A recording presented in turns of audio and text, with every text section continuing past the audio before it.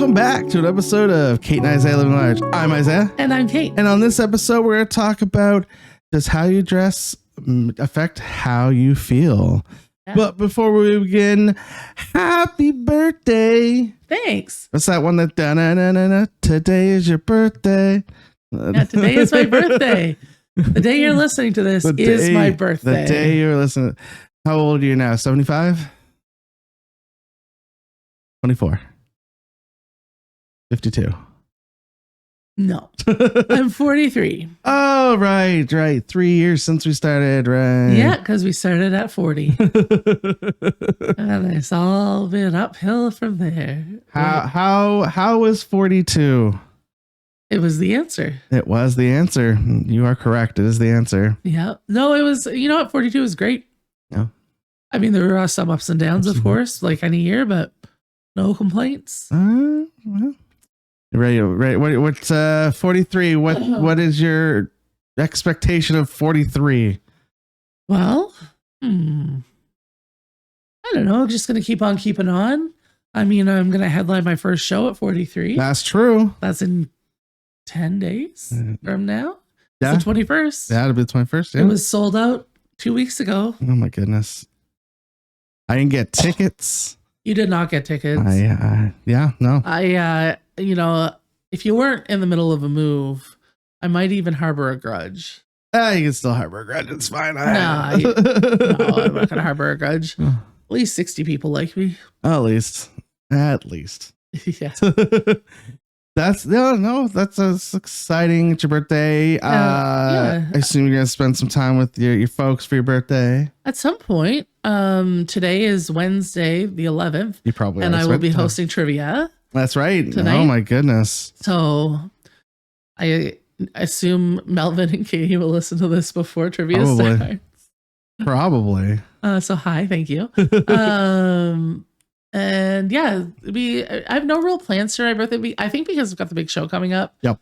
I didn't, and 43 is like a nothing birthday. It's not a milestone of any kind. It's just a 43. Just 43. It's 43. And I'm a big birthday fan, though, as you know. I'm a big fan of everybody's birthday.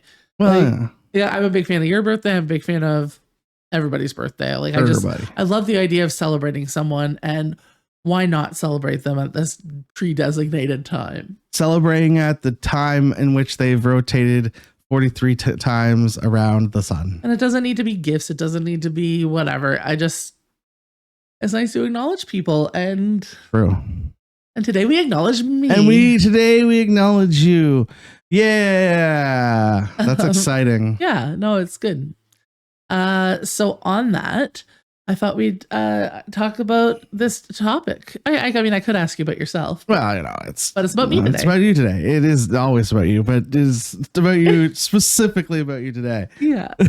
So this topic I thought was kind of a fun one is like, how does how you dress affect how you feel about yourself? And what prompted this topic for me, and Isaiah doesn't know this, but as part of the Ridiculous Comedy Festival in February, a few things transpired. There's some great shows that talked about, and one of the shows I had the privilege to be on was the Nice Guys, or what was it called? The Nice Show, the Nice Squad. The Nice Squad. And I hosted that show, and it was a 4 p.m. Saturday show, and there are a handful of people in the audience. It's and 4 p.m. And one of them was your good friend Matt Keenan. Oh, good. Because he's a nice guy. I do go to his shows. Not that one. No. And so that was fine. We had a fine show. It was a nice time, and it was exactly as promised. And then I wanted to stick around to see the next show. Yeah. Elia Lamrock was headlining, and my girl Lynn Solage was opening, along with David Haddad, who just came top 3. He was number 2 at the Hubcap Comedy Festival. Ooh. And he's so funny. And Lynn is just, I love her. We were on the Awesome Festival together, and I'm wearing my Awesome Festival hoodie today. And last week, because we recorded the both March 1st. And I just love that girl. So I wanted to stick around and see that next show. And my friend Dave Miles Holland Hall, who was on the first show with me, did the same. And as that show was starting, we got word that the people who were supposed to be on the Nasty show at the end of the night, who all lived in Moncton, something happened and they weren't able to get there. Okay. So a call went out, all the comics who were in, a 10-kilometer radius said, hey, who can do this show? We don't want to cancel any of the shows of the festival. It's the last one. Right. Let's make it a party. And I was like, okay, well, I got my friend Dave because he had driven with me. Let's stick around, but let's ask if we can go first and second. Yeah. And then we can leave because it's usually uncouth to leave before a show's over. Yeah. But at this stage, I'd been there since 3:15. It's now like 10. Yeah. It's time. And so I got Kelly Lamrock went up first and he had just finished headlining. And then Mike Rogers was hosting. And then I got up first. And I was trying to pivot. A lot of comics have to go, if they have to do a clean set for whatever reason, have to comb through the material and find 10 minutes of clean. Yeah. I'm the opposite. I had to comb through my material and find 10 minutes of dirty. And it was challenging. So I got this concept in my head of, have you ever seen the movie Grease? Grease Lightning? Yeah. Like Grease. Yes. Have I ever seen Grease? Yeah. One of the number one musical movies ever. Yeah. Grease. John Travolta and yeah, that's the one. No, I've never seen it. You've never. Seen it then? Yes, I've seen it. Okay. So you know how Sandy transitions from I'm Sandy, yes, Sandra D with her to bad Sandy, to hot Sandy.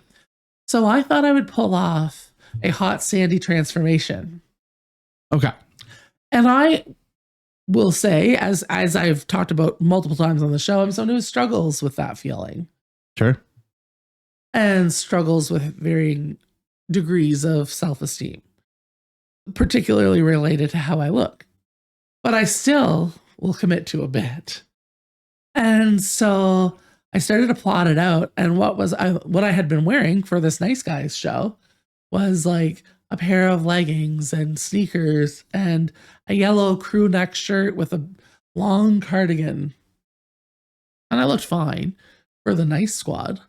But this was no late night bad people. Not for bad people. This is the bad people. This is for a nasty show. And that's generally not my MO. So I was kind of trying to figure out what would happen. So I took off the undershirt before the show started. Oh, and I had my hair tied back in a ponytail and got up first. And Mike Rogers introduced me as one of the nicest comics on the scene. And so it worked out well. And so I got up to the stage and I said, look, no more Mr. Nice Guy. I'm Mean Dean now. And I took out the ponytail and flipped my hair. And then I unbuttoned my cardigan, revealing just me and my bra. I left the cardigan on because it was cold. But I was like, I don't need this Mr. Rogers BS, except I used a lot more cursing. It was very un-Caitlin-like, actually. Nice. And then I was like, oh, I forgot a step. And I put lipstick on, except it wasn't lipstick. I was like, oh, but it's Blistex.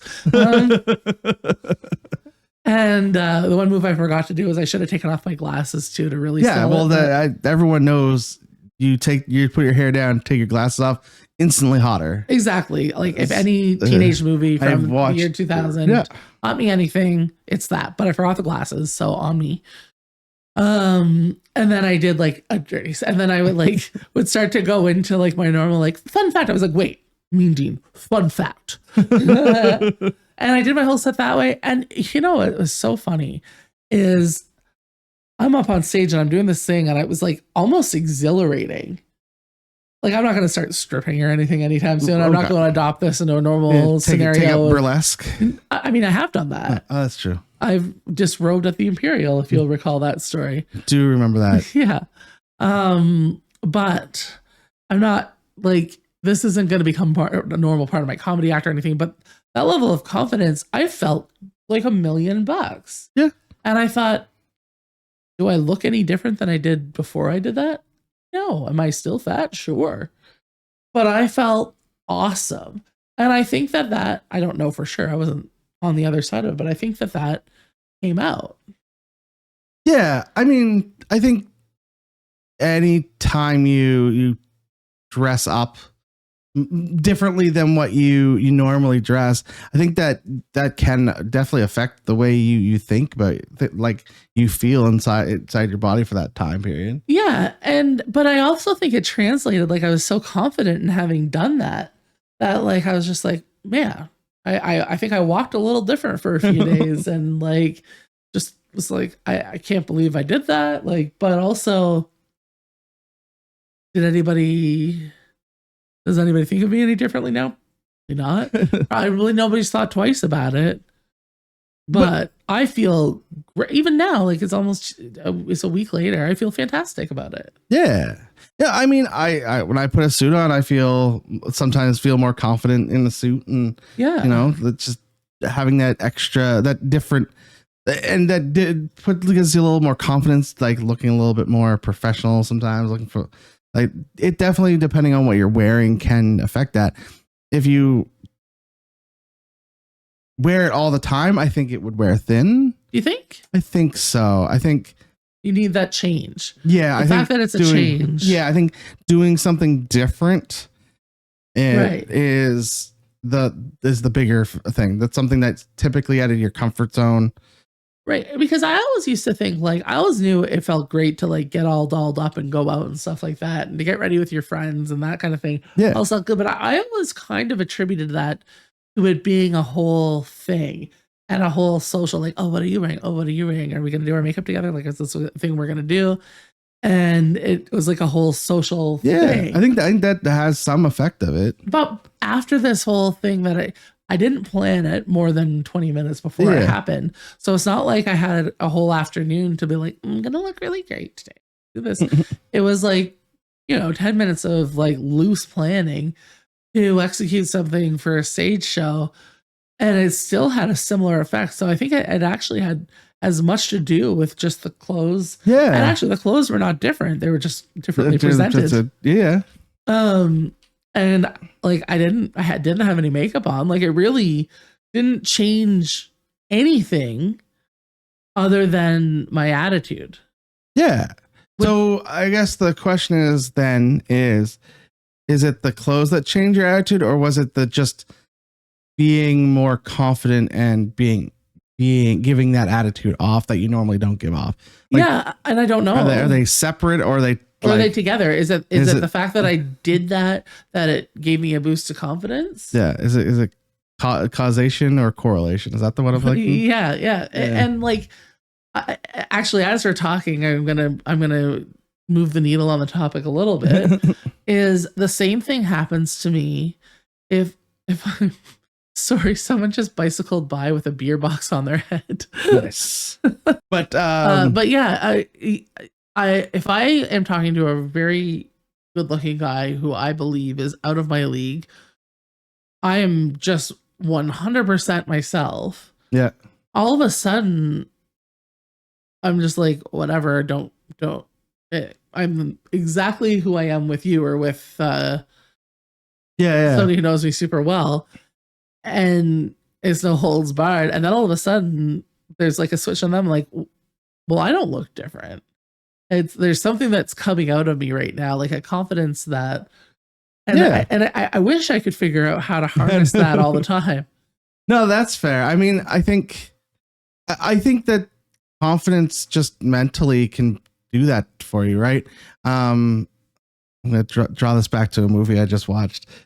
Crazy Stupid Love. Have you watched Crazy? Of course I have. Yeah. So I think of like in that movie, Steve Carell was sloppy, and not confident in himself. Right. And I think that getting dressed up made him feel confident, but I think that was just that there wasn't the getting dressed up part that made him more attractive. It was the confidence piece more than anything. Right.